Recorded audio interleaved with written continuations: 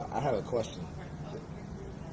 All right, everyone. Good evening and welcome to, we'll get to your question momentarily. Welcome to tonight's hybrid episode of the Green Table Talk. Tonight's episode is entitled Green Dads Matter, a discussion on fatherhood and environmental justice. This is hosted by Black Millennials for Flint. My name is Kayla Shannon. I am a senior at the illustrious Spelman College, an advocate for Flint, Michigan, and your host. I'm so glad to be before you tonight, joined by an amazing panel, and from what I've heard so far, y'all are in for a treat. But before I pass it over to them, I'd like to recognize our partners. So shout out to the Environmental Defense Fund and the Climate Action Campaign for supporting our ability to have these important conversations. Let's get into it. According to a study by the Center for Disease Control, Black fathers are the most involved with their children, whether they lived with them or not.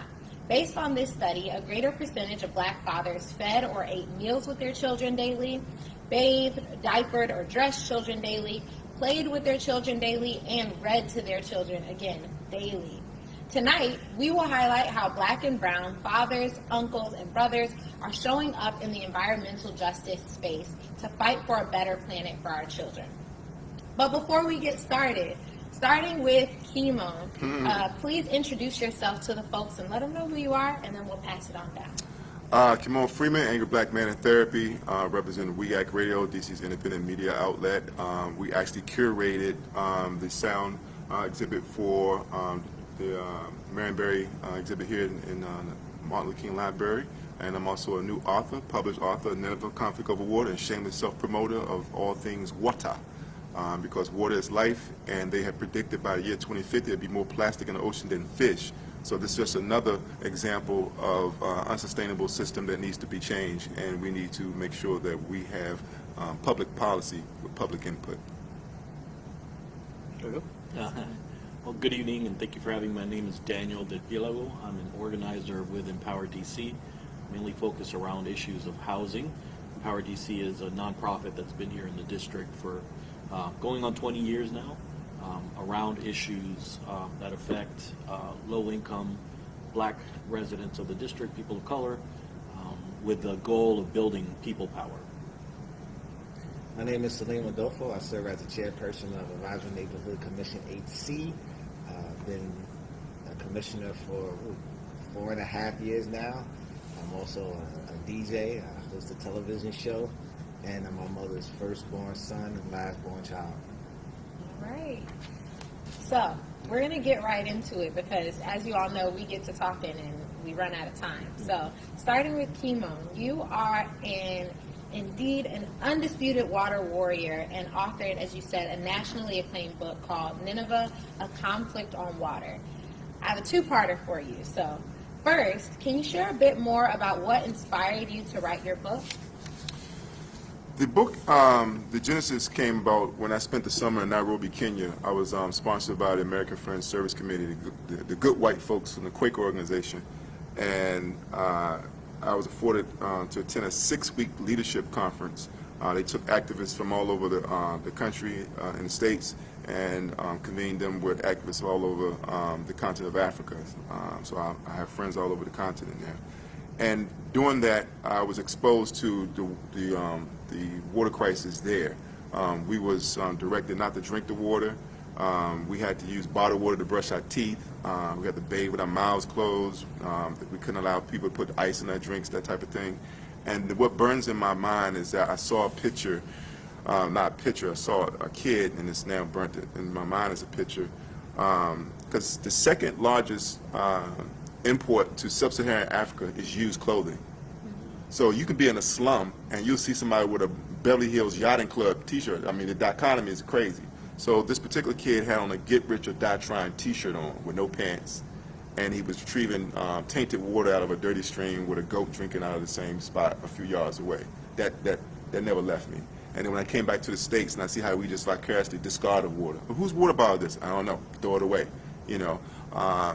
That's when I realized unrestrained capitalism is a problem.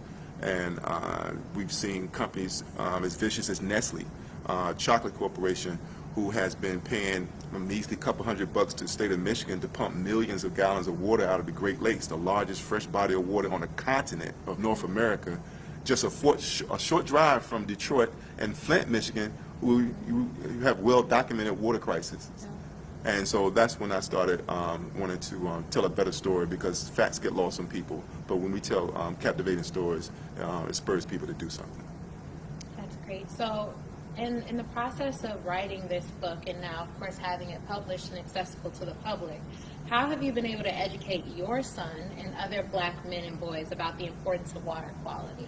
I think my son got his education after the book was written, because we just did AwesomeCon here in Washington, D.C., and he manned my table selling the book. So him promoting that and having to then interpret the work to other people, I think that he took ownership of that, and he represented it very well, and I think that was the biggest education for him. He hasn't finished reading the book. I think he's on chapter 10. I'm competing with comic books here, but he's an enthusiast, and I think it's important to point out that it is a part journalism, part mythic drama. It's entertainment. It has heroes. A woman is the hero, because we have to discard also this patriarch system for a matriarch system. Because I tell people all the time, if you could, when we was kids, you say something about your father, whatever. You say something about your mother, regardless of your relationship with her, it's on. Yeah. So we need to respect motherland, Mother Earth, Mother Nature, and get back to the basics. I appreciate that. Salim, as an elected official, another two-parter, so I'll start with the first part. Definitely. How has environmental justice played a role in your political advocacy? Environmental justice issue is a part of a variety of issues. When we talk about housing, talk about public safety, even talk about transportation, we got to look at for example, where does water come into that, right? Earlier we were talking about in D.C. lead pipes being replaced. If we look at the opportunity to have career paths for returning citizens, they can be trained at the university's workforce development program, University District of Columbia, and then they can have a career in changing out the lead pipes. And I'm sure that will take a long time to do that throughout the whole city. Right, so then that's something that we can look at. When we look at solar panel, for example, that's energy that can be created. So when we're looking at housing, our houses being built with green space in mind, and a lot of the buildings in DC have issues with lead paint. So we can't escape anything relative to environmental justice, and this is just housing, right? But then we're looking at infrastructure. But then we also look at education. When children are consuming lead, it impacts their ability to learn. It impacts their ability to develop their cognitive skills. I believe Black Millennials made a very good connection with what happened with Freddie Gray in Baltimore. Right? And so that we can see all of these things has an impact on a variety of issues. So as somebody who is in a position to impact policy or impact the city's budget, we have to take these things into consideration when we're campaigning, when we're in office, and we're looking at how do we put the people who we lead on the right trajectory for success. In Wards 8, the life expectancy is about 15 years below the life expectancy of somebody who lives in Ward 3. Their quality of life is different. Their air quality is different. Their access to green space is different. So all of these things are intersectional, and as elected officials, these are the things that we have to think about, which ultimately impacts our public safety. Right?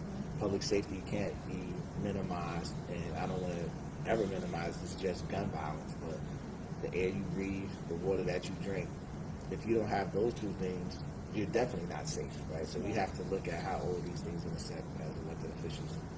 What I appreciate in connection between you all's points is you spoke, Kymone, about the dichotomy that you witnessed, right, in watching somebody with a shirt, a secondhand shirt, but also drinking from unsafe water. And then you spoke about being in a city where just up the street, some of the richest people in our nation are legislating, right, about issues that impact our country, while at the same time in that same district, people do not have access to safe water and air. And these are the sacrifices that we make in a nation that prioritizes finances over the quality of life, especially of those that are most at risk in our nation.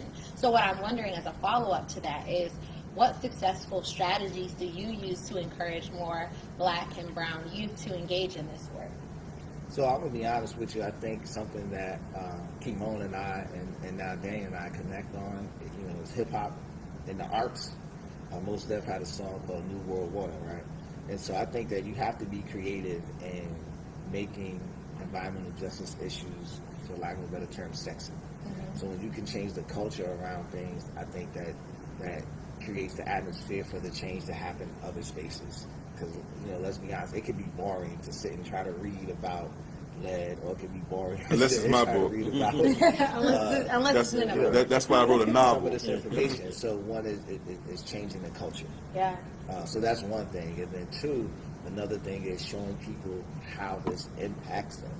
And so there is new legislation that is being introduced, or has been introduced, the Green New Deal. And so sometimes you gotta just sit folks down in a room and say to them, look, this is how this impacts your life, right? And then create the mechanisms for them to have their voices be heard. So we can have a collective meeting, and then we collectively come up with these answers, and then say, hey, I'm going to write this up, I'm going to put this in Nation Builder or Action Network, political action software. So all you got to do is sign your name on it now. And then now we can get people who traditionally haven't been on the record, who haven't been heard in city council hearings, to now be on the official record, right? Because we did this as a community, because sometimes the information can be intimidating to people, or they're in survival mode, so they may not have that time. So they rely on brothers and sisters like us here to help curate that information for them, and then get that on the record for them to inspire that change to happen. But it doesn't stop there, right? So then now we got to keep pushing and pushing and pushing, and connecting with other, especially other younger activists, across the country and the world, using our social media, using TikTok, creating documentaries, having these discussions, and then finding a way to get them into an economy where they can be supported in continuing to do this work. And so there's always going to be room for us to, continue to push that change. And I think here in the District of Columbia, we saw Martin Luther King Elementary School, for example, have a cup of brown water coming out of the faucet a few years ago, right? And so then we got to rise up. School had to shut down. We have to do something. We have to go to these different agencies, and if there's no justice, then there could be no peace, right? So that's what that has to look like. Maybe we just sit in the mayor's office until some of these things change, make the phone calls. But there's always work to be done, and it's still an ongoing process. And for me, it's doing something as simple as a neighborhood cleanup, but it's also something as complex as talking to my friends in the National Society of Black Engineers. Big shout out to Dr. Richard Ezeki, who I go to and ask him for help on environmental justice issues. So those are some of the things that I'm doing. I appreciate that. And for those who tune in with us regularly, we've asked similar questions, and what I appreciate that consistently comes up is like this 3-step equation, right? That first you have to connect with people, right? That in order to embolden anyone towards action in any area of justice, that the first step is like, can you connect to me, right? Like, are you willing to speak my language? And then the second part of what I heard you say is that you have to break it down in layman's terms. Like, all right, you've got all of these fancy terms and language, but can you break it down in such a way that I understand how it impacts me and my community right now, right?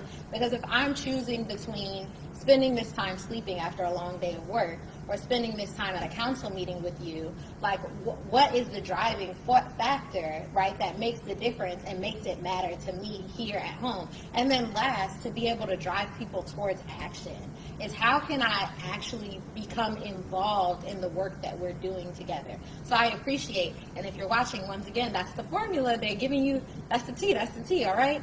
So moving right along, Daniel, bringing you into the fold. Being that DC housing equity is among one of the most distressing in the country, what inspired you to fight for housing justice? A couple of folds into that, pushing me into this work. I'm an immigrant. I was born in Peru, and my family immigrated here in 1980. And we moved to Northern Virginia, and we lived in a working class neighborhood. It was a concentration of people of color, black folks, all working class. But Northern Virginia is very rich, and I went to an elementary school where there were some very rich families there, and I remember going to one of my students in my classroom to his birthday party, and they took us to his house, and it was in his front lawn, and they had ice cream, and they had cake, and they had burgers and hot dogs. Meanwhile, I was living in an apartment that had rats, that was just, not good condition. At that point in time, I didn't articulate it as like, wow, these differences, but I really did notice. I was like, wow, there's something different. So that always stuck with me in my development. I used to work with an organization that did meal deliveries to people with terminal diseases. And although I worked for the development department, I would go out on runs to deliver food. And once again, I saw the concentration of low-income people, black people, people of color, living in pretty terrible conditions, right? These were people who were dying of cancer, dying of other terminal diseases, and they were living in houses and neighborhoods that weren't in good condition, right? So that always stuck with me as well. So when I got an opportunity to get into organizing work, I jumped on it because I knew we needed to do it. Like, there's a need for us to get into this work. Also, as a person of color, I didn't. Oftentimes, in certain organizing circles, you don't see people from the communities doing this type of work. So I thought it was important for me, as a brown person, as somebody who identifies as Latino, to step into one of these roles and to be able to help and bring my background into it. And hopefully that adds something to the organizing that I do. So yeah, it's really the fact that we just need to do it. So as a follow-up to that, how do you think your legacy of advocacy will impact your children and other children's lives? It's interesting because a lot of my work, I remember my first building, what we did is we developed a junior tenant association where we had the young people develop their own tenant association. We had elections, we had the little president, little vice president, everybody in that role. And they did a lot, actually, to help clean up the building. We had building cleanup days. And then it also made the adults reflect on, like, man, they're kicking our butts, right? Like, look at them, they're organized, they're black and brown, and they're working together. So, I think part of that, it really is sensitizing young people to the fact that there is a better option. There is better than what your current conditions are. With my own children, just a couple of days ago, we ride the bus, we're bus riders, and we were at a train station, and my 6-year-old saw a person sleeping on the metro, like on one of those benches. She was like, "Daddy, they're sleeping on the street. Is he all right? Are they gonna die?" So, for me, it's important, once again, to sensitize my children and young people in general that that's not right. That is not a common thing. You should not see that as something that just occurs and we just let it occur, right? And our work is centered around, Empower DC's work is centered around housing being a human right. So I think really what part of my job is to do, is to inspire young people to recognize that, although you may be living in these conditions, there are ways to fight it, and there's alternatives, and part of that is centered around housing being a human right. Yeah. What sticks out for me there was you talked about being able to show youth that there is a better alternative, right? And some of the work that I've done with the Flint Public Health Youth Academy has been, we did a series of discussions with young people about racism as a public health crisis. And the way in which it connects is that during this study, what we found during our final report was that so many youth, even though those that we spoke to, I think were between the ages of like 10 to 23, youth as young as 10 to 12 had decided that there was nothing that we can do at this point in our society to fix racism. Like, can you imagine, like, at 10 or 12 years old, some of the most, like, naive, so to speak, folks in our world have already decided in their minds that we're beyond solutions. right? And so that's why this work that you do, that you all are doing, is so necessary and important. And it's why it's so important that we bring youth to the table, that young people are sitting at the table to have these conversations. You said, Kymone, that your son was there explaining the premise of your book, right? And you talked about bringing your children along, and I'm sure that your children are at least have some understanding of your work as well. But that's why it's so important. Because you cannot pass a baton to somebody that has no concept of the issue that they're fighting, right? And that has so often been the disconnect between generations, right? Is that folks don't want to have the conversation with young people because they've already decided that they won't understand, right? That there's nothing that they can do or contribute that will actually be of value. So I appreciate the thought, right, that in order for me to make the world a better place for my children, it's also important that I bring my children into the fold of the work that I'm doing right now, right?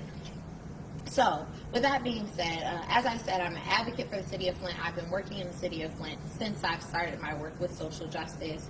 And while the Flint water crisis moved the entire country to be more attentive to lead service line, there has been a lack of equitable access to clean water, specifically for Black, Brown, and Indigenous communities for centuries.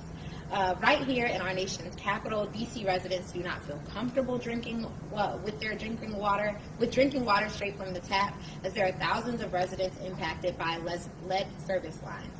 And while lead is unsafe for all human beings, children are the most vulnerable.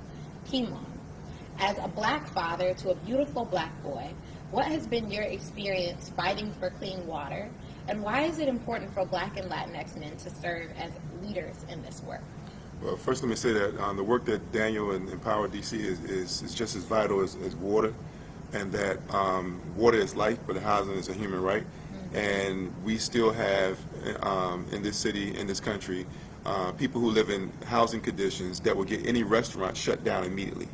So why are we allowing people to live in squalor, but we won't allow business to operate under those same conditions? So I want to put that out there. I never want to miss an opportunity to address that. Also, I want to say Flint water crisis is still ongoing. It has not been resolved. I challenge all my Obama lovers out there to go and watch his speech when he was in Flint, Michigan, where he coughed a dozen times, asked for water twice, and they bring him out a glass, not a bottle. That was performance theater, where he was trying to encourage them to have confidence in his performance, because that is not reality. So you make up your own mind after seeing his speech. And again, it's 100 miles away from the largest body of fresh water on the continent. I want to put that out there. And it was a man-made disaster, and no one went to jail for it. Countless lives have been destroyed as a result of it. But here in D.C., we had, under my platform on WEAC Radio, we had a couple of viral tweets that went out because I had took issue with D.C. Water's then policy that stated that it was going to take them 100 years to replace all the lead pipes in Washington, D.C. And I was like, why would it take you 100 years to replace all the lead pipes? Because it didn't take you 100 years to lay all the damn pipes. Like, that didn't make any sense to me, right?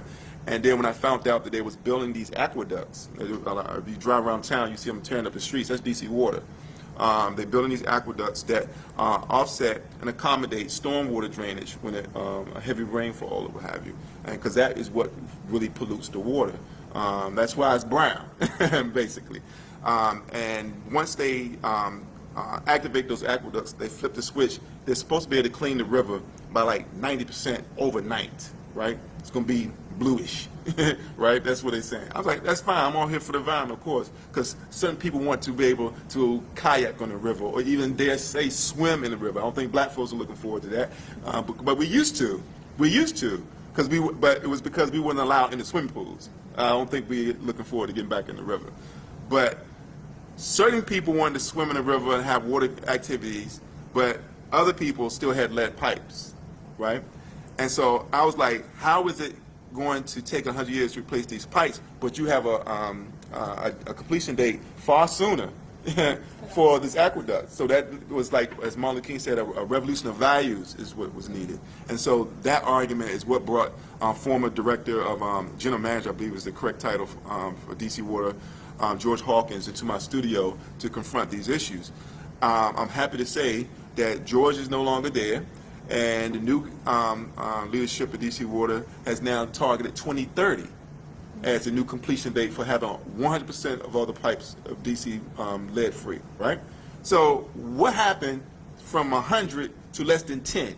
Because some little independent media outlet addressed it. You know, it wasn't the Washington Post, it wasn't the Wall Street Journal, you know what I'm saying? It was a little indie station, you know? So I'm saying that not to pat myself on the back. I'm saying that to convince other people that the greatest power is convincing people they don't have any. Yeah. We have power, we have a voice, and there's many things that we can do. So if I didn't tell you that I was instrumental in changing the lead pipe replacement rate policy in this city, you wouldn't have known it. Mm-hmm.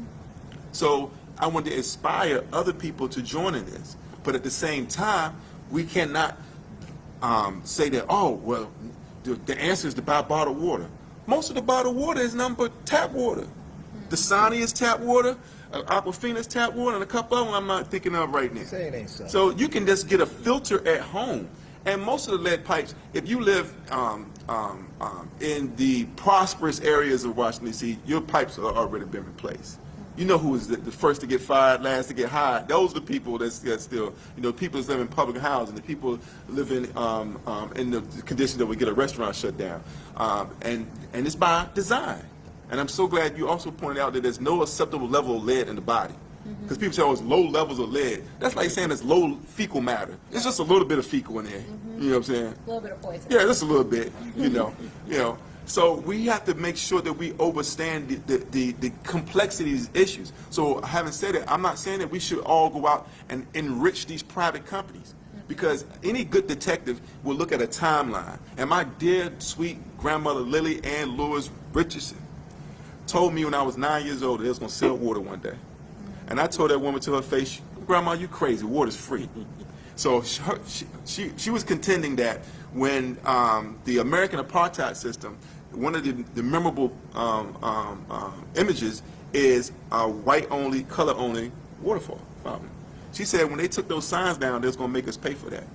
And if you go back and look, when those signs came down, you saw a gradual disappearance of those water fountains. You saw a gradual public eroding of confidence in the public water supply and an introduction of a commodified bottled water product. Because when I was a kid, if you had tried to sell me a bottle of water, I would look at you like you was crazy. And now people got their favorite bottle company. You know, I love Fuji. You know, what you like? You know, like, get out of here, man. They did not make water. You don't produce water. You can clean it, or you can filter it, or you can taint it, but you don't produce water. It's the biggest moneymaker. Just a few months ago, our beloved Vice President Kamala Harris had a press conference in Chicago, and she said out her mouth that for years wars have been fought over oil. The next wars will be fought over water. And nobody said nothing. They went on to the next topic in the press conference, like they didn't hear what she just said. And she kept referring to this commodity, this commodity, this commodity, right? And what we're going to understand is that money has to take a back seat to human rights. There's a billionaire at the bottom of the ocean right now that couldn't afford a round-trip ticket. And I think he understood the power of water and nature, you know. And I think that we need to acknowledge that, but empower ourselves to understand that it's not one issue. It's all tied together, and all of the problems are coming from the same source, and it's unrestrained capitalism.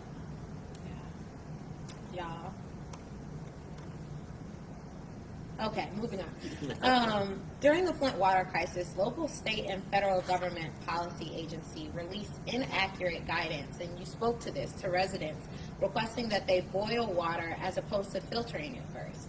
However, we learned in middle school physical science that when adding heat to water that is already tainted by heavy metal, the heavy metal becomes more potent. Still, once again, back in May 2023, DC Water issued a boil water notice with lead service lines and did not instruct DC residents to filter first. Salim, as a Black male leader in the DC community, why is it important for the government to listen to frontline environmental justice communities? And in your role as an elected official, how do you bridge the gap? I just want to say that should be a lawsuit right there from what the information you just put out there. Well, let me start with the second part of the question first. I don't know what year was it, Kymone. We would host Saturday school at Kymone's radio station, and we did a variety of different environmental justice science projects. Some of it was learning how to purify water. Some of it was teaching children how to create green energy. And we would even go into the backyard and we would use some of the elements there. And I think that was important because, one, we get the children to play with the dirt. Right? Get them to realize the earth is their friend and that they need to protect this. Show them how to create energy from fruits and vegetables. So getting them to change their diet. And even though I'm an elected leader, I've been in other leadership positions before then. And so we can bridge that gap by showing children at an early age the importance of understanding their environment and the impact that it has on their life.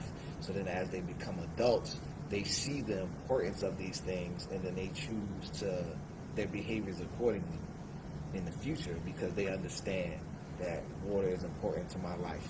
Healthy fruits and vegetables are important to my life. Clean air is important to my life. And so then as we move into the space of frontline people that the government needs to listen to, that's who they're going to listen to, the people who've had this lived experience, who understand what this means, because it's been part of their culture, it's become part of their nomenclature. And so I think that's one of the things that it's hard for us to do now because we're consumed by so many other things. And so we have to work with our younger people to get into that space. And many people in government are blessed to live in places where they don't have those environmental issues. So who is going to be there to tell them something's wrong with the water?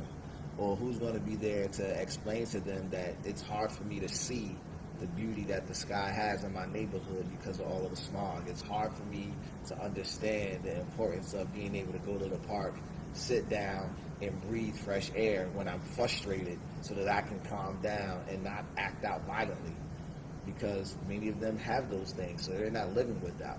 And so in order for us to get into a space to where we can get frontline activists to go to our elected officials and have them address these frontline issues, we got to rear our children up, in that space. And for me, bridging that gap now as somebody who's elected is continuing to cultivate programs that work with children, but getting them to, once again, be on the record and explain some of these things to folks, and maybe being able to dramatize some of their experiences.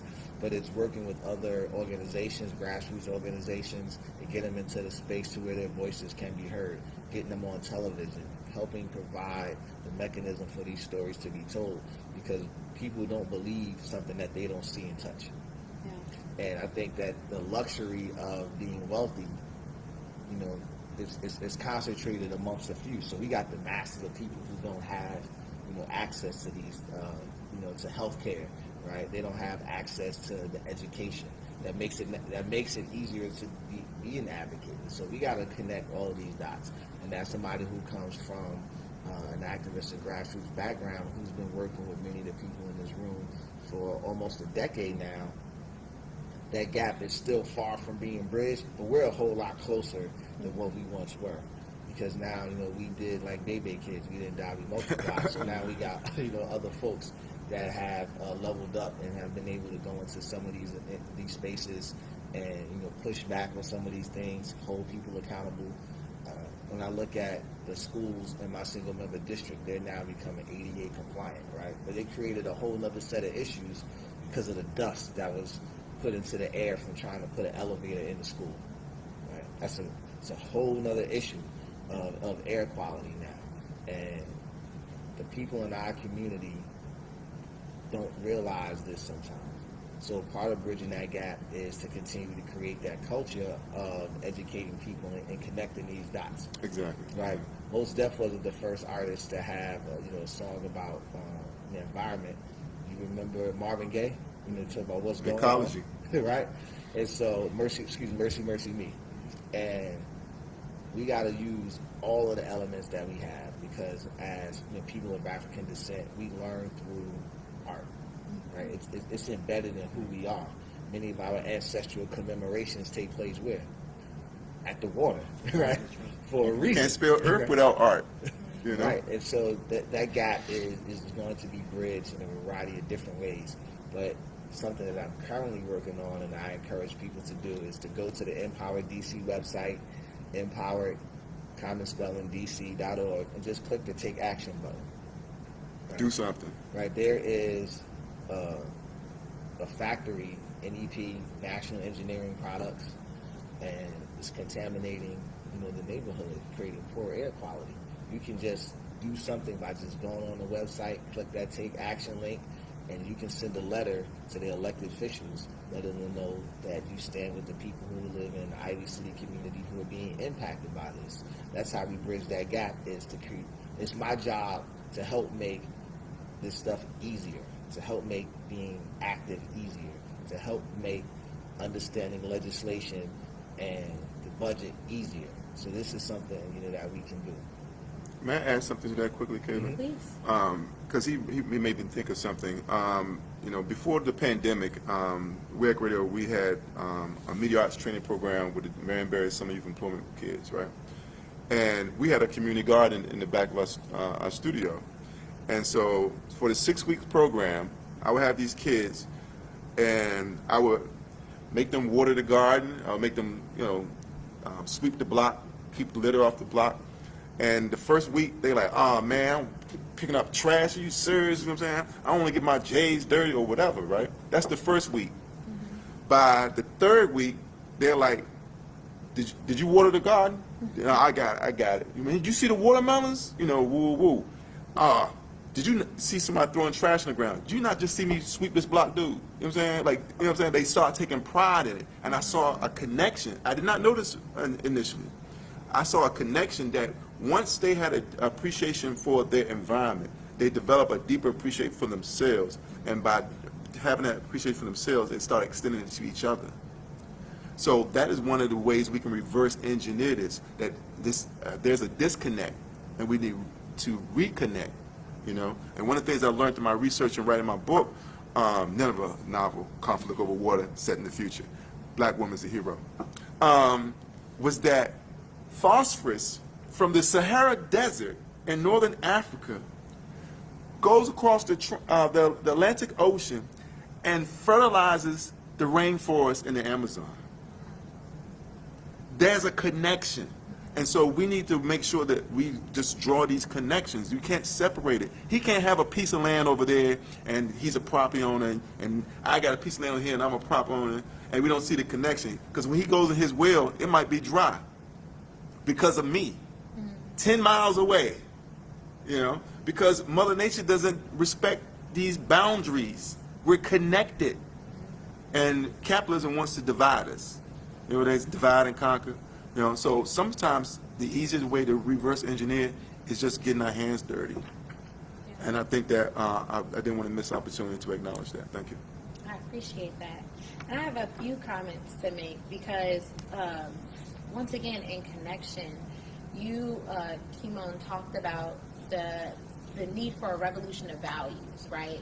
Because at the base level, what the disconnect is a disconnection from Earth, as you said, a disconnection of an understanding that we receive and harvest what we sow, right? And because we've consistently sowed dishonesty, we've consistently sowed pollution, we've consistently sowed, and I don't say we as in like me as a part of the we, but we as a race, right, as humanity have sowed poorly into our earth, and so in return, this is what we receive. So in order to combat that, what's necessary is a revolution of values, right? There's a need for us to rethink and restructure the way not only that you, as you said, that we interact with ourselves and with the earth, but that we impact with one another. Because the root of capitalism is greed. And that has less to do necessarily with a connection to earth, but with our understanding of who the person next to me is. Like that this is my brother, and that this is my brother, and that you are my brother, and therefore there's something that I owe not only to our earth, but to you as my community member. And not only to you as my community member, but to your children, right, as my cousins. To your children as my cousins. And as you said, there's a need for us not only to connect back to the earth, to connect back to one another, but to connect to our youth and to sow an understanding in them, because so often youth are have a sense of disillusionment, right? And desensitization, because this is the earth I was born into. I've always known bottled water. There has never been a time since I've been born that water was not being sold as a commodity. So that's the understanding and the relationship that I have with water. Water has always been a commodity to me, right? And so it's necessary for this intergenerational relationship, because for me, somebody that was born post 9/11 into a world that was increasingly disconnected from one another as well as from the earth, like, I need the perspective and the context, right? In addition to that, climate change cannot be fixed without collective action, right? And so unless not only we restore the connection between earth, but we restore the connections as community, we cannot bring about change. Like, there is no way that in silos we can create the necessary change to combat the trauma that has been bestowed upon our earth. And so I just appreciate the perspective that each of you all have offered, and as a collective, to what is necessary in order for us to create true Can I add change. one more thing Please. real quick? 2016, I was in Ghana, and we were moving throughout Kumasi and on our way to Cape Coast. And we stopped in one place for this traditional rites of passage into the ancestral realm. And I needed to use the bathroom. They told me just go right around there. And I went to use the bathroom, but it was like a ditch, right? And this is running right through the town, like right through their particular village. And I'm asking myself, how do people live in this, and play and learn in the same environment where it's an open ditch and people are using, the bathroom? And then I thought about some of the issues that we have here, in America. And I'm saying to myself, this is a global issue. And these are issues that we can unite around in terms of water being something that we all need to live. And when we're talking about Pan-Africanism, when we're talking about, say, think globally but act locally. and I'm trying to connect all of these dots, for myself, and just try to get a better understanding. I'm saying this is something that we can unite all of our communities around, because we're all being impacted no matter where we live at in the world around water. And what other countries, have this issue? And I'm glad Kymone brought it up in terms of capitalism. And you're saying you've been born into a world where there's only been bottled water. Think about all the folks all throughout the world who are now impacted because they don't have access to clean water, to bathe, to give birth in, and to drink. And what will our world now look like if we stay on this trajectory 10 years from now? It's just something to think about. I don't want to take away Daniel's time, so please apologize. But I can't let this bottled water thing go, because they say by the year 2050, there's going to be more plastic in the ocean than fish, okay? And that's because of the bottled water industry in a large part. When you look at footage in Flint, Michigan, or Jackson, Mississippi, because water has been weaponized against our people in this country, you don't see a water tank truck pull up. What do you see? You see pallets of cases of individual bottled water. That is disaster capitalism. That is there to prove to you that they're here to maximize the profit off of this. Because what are you going to take? You're going to take a case of individual bottled waters to make your bathtub? I mean, seriously. That's letting you know there's a problem. So we're urging people to, because when you buy individual bottled waters, you're paying more for water than you are for gas. Gas is like, what, I have an electric car, I am green, but I think it's like less than $4. Less than $4. Okay, so the average bottle of water is over $1. So that's more than gas if you make a gallon of water with that. And that's today, before a crisis, So I think that what we need to understand is that we have been exploited, and we need to put a stop to it. And I close by saying 25,000 people die every single day in Africa, Asia, and Latin America simply because they don't have access to clean water. And that's more than any wars, that's more than any disease, and that's happening on a daily, consistent basis. So this is a very critical issue that we're talking about, and I hope it spurs people to take action. Yeah. And when we talk about the public health crisis, right? Because it's not, so many people and even politicians like to make it a DC issue or a Flint issue or a Jackson, Mississippi issue, right? And one thing, if we learn nothing else from the COVID-19 pandemic, is that a public health crisis, when it knocks at your door, is not going to ask how much money you have in the bank first. It's not going to ask where you grew up or what school you attended or where you graduated from. And so it's so important for us to realize that, like, climate change and these environmental justice disasters are going to hit. They will knock at your door, right? And when it does, what will you be able to say that you did to combat the result, right? What will you be able to, because it's coming, right? Like, at the end of the day, regardless whether wealthy or unwealthy, although of course it always touches marginalized and disadvantaged communities first, it will knock at the door of our most wealthy, right? And so it's important for us to recognize and to take the necessary steps before it gets there. Y'all, I told you we was gonna run out of time. I'm trying to get us there though. So according to an article published by DCist, a longtime DC resident recently shared that she won't use her bathroom sink to brush her teeth because the water smells like sewage. Daniel, in your work in housing justice, what have been some significant trends and patterns you have seen in housing, particularly in historically disadvantaged communities, and what policy changes have you experienced? So the more I do this work, the more I find out the cyclical nature of oppression, of exploitation. And I've been studying, there was a woman back in the 80s named Yolanda Ward who worked with different organizations here in the district. And she uncovered documents from HUD, the Housing and Urban Development, that spelt out the way that they would, they called it spatial deconcentration. So it was the ways to control the inner cities, because after the so-called riots of the 60s, the federal government would say, wait a second,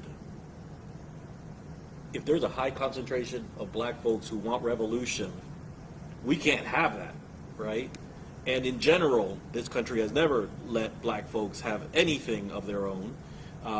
So we continue to see these things, right? And Yolanda kind of broke this, and it's interesting because the more that I study her, the more that I'm seeing that those things that were considered these kind of like these plots that weren't public knowledge are now the policy of the day, right? So vouchers, housing vouchers that many people want, are ways to take people out from their neighborhoods, destroy those kind of neighborhood ties and move them around the city.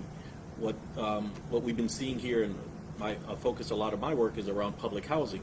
What we've seen is once again, this speculation. They've allowed public housing to run down. The federal government has not invested in public housing. They've allowed it to run down. And now you have these huge swaths of land that are prime for the taking. And developers have been taking it, now for decades. And they continue to push black people out. They promise them, hey, if you move, you will be able to return. So go ahead and move, because we're gonna fix this up. Meanwhile, a private developer gets to come in, buys up the land, and the people never come back. Case in point, there's a neighborhood here called Arthur Capers that was demolished back about 20 years ago now. The people were promised the same thing. This was under a federal program, Hope 6, that said, yeah, you'll move, we'll fix it, you come back. Right now, our housing authority is asking for an extension in plots of those lands that the projects used to sit on, to use them as parking for the Nationals baseball days. So, once again, it's this commodification of housing and land where the people don't matter. As long as you can extract money from these lands, that's the main thing. So what we continue to see is poor living conditions that drive people out, development that is unchecked, and of course our people, black people, people of color, suffer from that, right? Like as you shared, something that just broke my heart, we were doing some listening sessions recently, and although I've heard this stuff, it just became really clear around just the quality of life. You're already living in horrible substandard conditions, and one of the side effects of that is that how it breaks down black families, how it breaks down families of people of color, because people just don't want their children living, or they can't live in it because they have asthma, because they have some sort of environmental triggered disease. So you have people that just can't live in their homes, so they are made to live somewhere else. Like they're staying with a grandma, they're staying with a cousin, or somebody that'll take them in because they can't stay in there. So unfortunately, we keep repeating these cycles because there is so much money to be made still, to be extracted from black communities. And I want to touch back on the second part of that question, which is what policy changes have you experienced? Because I think it's important for people to recognize as a part of this discussion is that I think we often get into the doom and gloom, which is important, right? But I think it's also necessary to recognize that the needle is moving, however slightly. Yeah, no, that's true. One of the big things that we've seen here in the district over the past, I would say, decade now is, and this is part of our work, but also with everybody in the housing space advocating for this, and primarily residents themselves, is for public housing is funded federally. So our local government for a long time just kind of did not care. That's the feds, they'll deal with it. What we started pushing, along with other folks, is for local funding for public housing repairs. And that, for a long time, just didn't happen. It wasn't reflected in the city's budget. And as many people know, budgets are moral documents, right? They reflect the priorities of a city. Through our work, one of the things that we've seen is more and more local investment in public housing. It started with us moving the city council, who can't add money, but they started finding money, right? They can't add money, but they can move it around, take it from here, put it there, and they started investing in public housing. The mayor, the past 2 years, has put money directly into public housing, into her budget, so that means it's there. Unless the city council wants to change it, that would be not politically a sound move.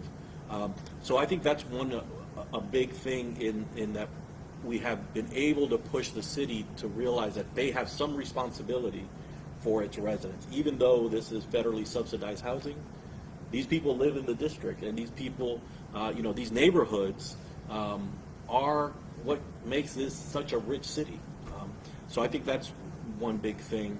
Unfortunately, a lot of the policy that we see, as I mentioned, that goes back now for a long time, does lead to displacement. But we keep pushing back and showing how, case in point, Berry Farm neighborhood, where we work, which is part of a New Communities initiative. Berry Farm was the neighborhood where the Freedmen's Bureau bought and created their land. You talk about self-determination, you talk about do for self, that's the history of Berry Farm, that neighborhood. Unfortunately, the city wants that area because if you look at it, it's got these beautiful views of the city, huge plots of land. What we are doing more and more is pulling back pushing back against the public narrative of how important it is to, demolish them and rebuild them, and really lift up that rich history, but show this hasn't worked. Nobody has come back to Berry Farm, and it's been now several years since that property was demolished. So, as you mentioned, the change is incremental. It's little by little, but we're still pushing. I appreciate that. So I know we're getting short on time, but I would be remiss. We spent a lot of time talking about water quality and housing quality, but as many of us know and have experienced nationally, where many locations are struggling with air quality right now. So way before the COVID-19 pandemic, environmental racism has been a public health crisis for centuries, particularly for Black, Latinx, and indigenous people. For example, earlier this month, poor air quality was at an all-time high across multiple states due to wildfires in Canada causing apocalyptic skies, y'all. And I know y'all saw them across social media. So according to the American Lung Association, it was found that those who live in predominantly Black communities, per usual, suffered greater risk of premature death from particle pollution than those who live in communities that are predominantly white. Also, another large study found that Latinx and Asian people, but especially Black people, had a higher risk for premature death from particle pollution than white folks did. So I want just one of you all, because somebody has to speak on it before we leave, to talk about how you've seen air quality impact folks in your community. And as fathers and leaders of color, how do you think we can work through community organizing to better protect the air we breathe? I could jump in on that. So recently, NASA did research in the District of Columbia and found that wards 7, 8, and 5 had the worst air quality in the city. So they talked about the particles of matter that were in the air. They were higher in these communities. And something I mentioned earlier, right? We look at the violence, in our community. How much green space do we have in those particular communities in wards 7, 8, and 5, where if you're just frustrated at whatever, you can go sit down in the park, right? What we do in the parks that we have is we have people that may go get a drink, in the park. They drive in there, but we don't have a lot of green space, or we don't see a lot of trees because we have the larger number of apartment complexes, right? So we don't see folks who have homes where they can just sit and walk around and have backyards in some of these communities in comparison to the rest of the city. So the air quality is different, which impacts a person's spirit, which impacts their attitude. And we have mold. We have issues with mold, that people are breathing in the mold. We have all of these things happening simultaneously, and so we can see the impact on many of our children, because now we're talking about communities that have Ward 8 has the highest number of children with asthma in the city. So all of this is, as a result of poor air quality. And so some of the things that we got to do in our housing advocacy and our advocacy when we see new buildings come online is that we have to push for these things to, be constructed in an environmentally justice sound manner. Right? Some of the things, I'm going to be honest, we can't go back and change. If you grew up in this environment, you've been impacted forever now, so we can't take that time back. But what we can do is, one of the things that I do as a commissioner, I'll visit somebody and they'll tell me we have these issues. I'll contact the Department of Buildings and have them come out, and they're supposed to inspect, and they'll fine the property owner for having people live in mold. So that's supposed to be an incentive. Unfortunately, some of these business owners look at it as a cost of doing business, and then they'll just try to stall you out so that they can sell their property to the highest bidder. And these are the things that we have to be aware of and motivate and push people who are living at crisis and at the margins to find the wherewithal to try to address these issues, because the number of activists who are actually engaged at that level is just not high enough. They don't have the capacity to address all of these issues. So we try to use whatever platform that we have, whether it's React Radio or whether it's just canvassing the neighborhood just to find out what's happening in your neighborhood, what are some of your issues. These are some of the things that we're doing. And we have to elect better governors of our city, just to be honest, whether it's at the commissioner level, state board of education level, city council level, mayor level, or even the shadow representatives that we have. We got to start to bring these issues to our community forums, bring these issues and say, hey, if you want me to vote for you, where's your position on the Green New Deal? What are you going to plan to do to address the issues we have with mold? What are you going to do to make sure that the buildings that we're going to build are environmentally sound? And it can be done. This is part of that process, being in that space. And so I don't ever want to say, the problem is too monumental for us to overcome, but it's going to take work and continuous work and study. Thank you for that. All right, so we've come to the end of another great Green Table Talk, and actually the last of this season.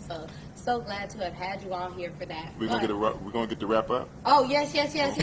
Before we leave, I'm here with you. Before we leave, we always like to leave our audience feeling empowered. So, last word or two of encouragement from each of you all. What is your final call to action? And if you haven't heard anything else, which I always say, I hope you heard everything else. But if they haven't, what would you like them to know? First, let me say that Austria, Vienna, has come up as the top city to live in the world again. It was just announced yesterday by the Economist Intelligence Unit. Now, why do I mention this? Because Vienna, Austria, doesn't have homeless people. They have social housing. They don't have ghettos. And because they don't have ghettos, they have one of the lowest crime rates. Finland doesn't have bottled water. You can't buy bottled water in Finland. You know why? Because Finland has the world's highest quality public water supply. Right? So these utopia conditions actually exist on Earth. Now, what do Finland and Vienna and Austria have in common? They are homogeneous nations, lily white, okay? So we have to understand that, as my book is dedicated to Damu Smith, who originally coined the phrase environmental racism. That's what we're dealing with. That is why America has all these issues. If America was as lily white as Finland or Vienna, Austria, a lot of this would go away, you would think.